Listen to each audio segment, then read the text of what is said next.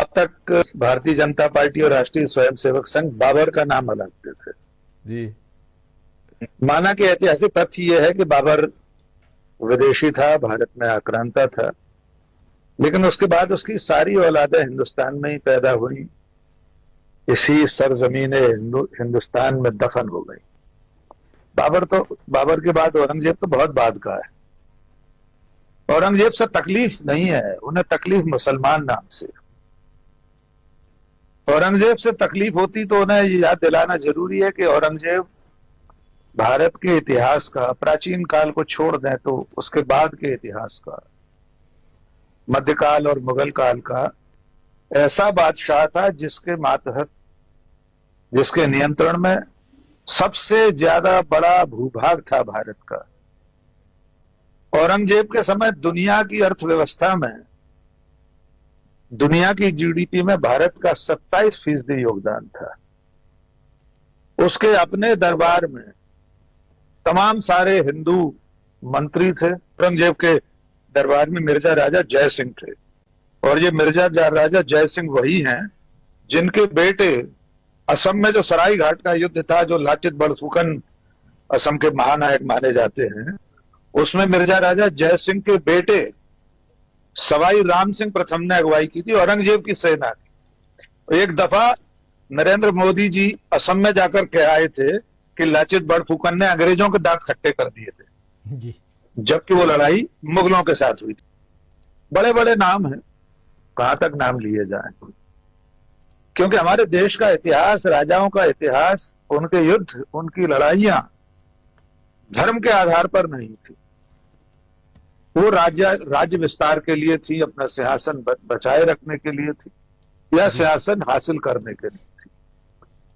अगर इतिहास में इस तरह जाएंगे कि औरंगजेब ने अत्याचार की, एक फिल्म के नजरिए से लोगों का खून खौलेगा। मैं याद दिला देता हूं कि सम्राट अशोक, जिसका राज चिन्ह हम धारण किए हुए हैं, वो अपने सगे भाइयों को मारकर सिंहासनारूढ़ हुआ था। कहां से शुरू करेंगे? सारे राजा, पुलकेशन द्वितीय, हर्षवर्धन और आधुनिक काल तक सारे राजा एक दूसरे से लड़ते थे। और अगर इससे भी पीछे चले जाएं, त्रेता और द्वापर में चले जाएं, तो इन लोगों को कष्ट नहीं होता कि कंस ने अपनी सगी बहन के नवजात शिशुओं को निर्ममता से उछालकर मार दिया। हम लोगों ने टेलीविजन पे वो सब देखा है, दूरदर्शन पर सीरियल आता था, महाभारत और रामायण। असल में तकलीफ है ना, औरंगजेब से नहीं है, सिर्फ मुसलमान शब्द से है, उसके मुसलमान होने से। वरना राणा सांगा के पिता उदय सिंह ने अपने पिता राणा कुंभा को तलवार से मारकर उनकी हत्या कर दी थी, सिर्फ सिंहासन के लिए। उस वक्त राणा कुंभा पूजा कर रहे थे, एकलिंग भगवान उनके आराध्य थे, मंदिर के सामने बैठकर ध्यान मग्न थे। उनके सगे बेटे राणा उदय सिंह कौन? राणा सांगा के पिता। तो अगर इतिहास की राख को इस कदर, इस तरह कुरेदेंगे तो इससे धूल के सिवा कुछ नहीं उड़ेगा। अब आते हैं उस संवैधानिक मुद्दे पर। राजीव जी, भारत के संविधान की किस धारा में, किस अनुच्छेद में, संसदीय प्रक्रिया की किस प्रावधान में लिखा है कि कोई विधायक औरंगजेब का जिक्र करे तो उसको विधानसभा से निलंबित कर दिया जाएगा? इस देश की संसद में वे लोग बैठे हैं जो गॉडसे की तारीफ करते हैं। पश्चिम बंगाल उच्च न्यायालय के सेवानिवृत्त न्यायाधीश अभिजीत बनर्जी ने एक टेलीविजन डिबेट में गॉडसे और गांधी जी की तुलना करने के सवाल पर मुंह मोड़ लिया था, यानी वे गॉडसे के पक्ष में खड़े थे। आज वे संसद में मोदी जी के साथ बैठे। ऐसे न जाने कितने लोग हैं। लेकिन योगी आदित्यनाथ कह रहे हैं उत्तर प्रदेश भेज दो, हम इलाज कर देंगे। इलाज की जरूरत तो बहुत सारे लोगों को इस देश में जी, बहुत सारे लोगों को। और सच में हमारे देश में मनुष्य की मनोदशा को लेकर वैसी चिंताएं नहीं की जाती हैं। हमारे देश में बहुत सारे लोग बड़े बड़े पदों पर बैठे हैं जिनका मानसिक संतुलन ठीक नहीं है, तभी वे इस तरह की बातें करते। कोई मुख्यमंत्री दूसरे प्रदेश के विधायक को बुलाकर कैसे ठीक कर देगा? ठीक करने की क्या परिभाषा होगी? क्या वो कोई अपराधी है कि उसकी जीप पलट जाएगी रास्ते में? क्या वो कोई जघन्य हत्यारा है कि आप उसका एनकाउंटर कर देंगे उत्तर प्रदेश बुलाकर? कुल मिलाकर भारतीय जनता पार्टी की राजनीति घृणा पर आधारित है। हिंदू मुस्लिम नफरत पर आधारित है।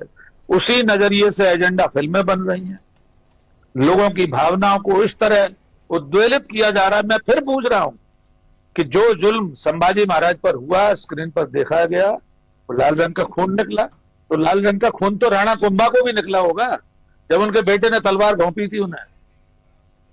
महाभारत युद्ध में अक्षोहिणी सेनाएं महाभारत के कुरुक्षेत्र के मैदान में मारी गई थी। हमने वो तीर पर जाते हुए नरमुंड देखे हैं। दोनों सेना एक दूसरे के महारथियों को, रथी महारथी मारे जाते थे, किसी को पीड़ा नहीं होती, क्योंकि वे सब सनातनी थे, एक दूसरे को मार रहे थे। पांडवों ने अपने सगे चाचा ताऊ के 100 भाइयों को मार दिया। अक्षोहिणी सेनाएं मारी गई। अक्षोहिणी को गिनती में बदलेंगे तो हमारे दर्शक तय कर ले माने कितनी संख्या हुई जी। तो कुल मिलाकर राजनीति का ये जो विमर्श है, जहां औरंगजेब इतना महत्वपूर्ण हो गया है कि 100 लाख करोड़ रुपए स्टॉक एक्सचेंज में डूब गए, कोई चिंता करने वाला नहीं। एक प्रवक्ता ने मुसलमान है इसलिए एक खिलाड़ी के मोटापे को लेकर कुछ सवाल उठा दिए तो राष्ट्रीय विमर्श का विषय बन गया, जबकि इसी देश में देश के प्रधानमंत्री ने बच्चों की एक मनोविकार है, एक मानसिक बीमारी है छोटे बच्चों की, उसको लेकर कितना अभद्र बयान दिया था। एक कार्यक्रम में कितनी बुरी बात कही थी, किसी ने उनसे सवाल नहीं पूछा कि यह कितना अमानवीय कृत्य है कि देश का प्रधानमंत्री अबोध बच्चों की बीमारी को लेकर, उनकी मानसिक दशा को लेकर खिल्ली उड़ा रहा है, देश का प्रधानमंत्री। लेकिन एक प्रवक्ता पार्टी की, कांग्रेस पार्टी की, वो मुसलमान है, इसलिए मोटापे पर सवाल करे तो आप पाकिस्तान भी ले आएंगे उसको। ये बेहद घृणित राजनीति है राजीव जी। समाज और देश के असली मुद्दों पर बात करने के बजाय औरंगजेब और खिलाड़ी के मोटापे पर सवाल करना राष्ट्रीय विमर्श बन गया है, क्योंकि इन लोगों के पास झूठ के सिवा कुछ नहीं है। योगी जी के बाकी दावों पर हम दूसरे चरण में चर्चा करेंगे कि किसी नाविक के परिवार ने 30 करोड़ कमा लिए, 67 करोड़ की गिनती हो गई, 3 लाख करोड़, 130 नावों से सवारी करवाए, 30 करोड़ कमा लिए, 30 करोड़ कमा लिए, 3 लाख करोड़ का कारोबार हो गया। जीएसटी में कहीं अता पता नहीं। हमारे ज्योतिरादित्य सिंधिया जी भी ग्वालियर में वही बयान दोहरा रहे थे कि कुंभ में 3 लाख करोड़ का कारोबार हुआ। तो झूठ ही लेना, झूठ ही देना, झूठ ही भोजन, झूठ चबेना, बोले मधुर वचन जिम मोरा, खाए महा अहि हृदय कठोरा। इतने कठोर लोग हैं ये।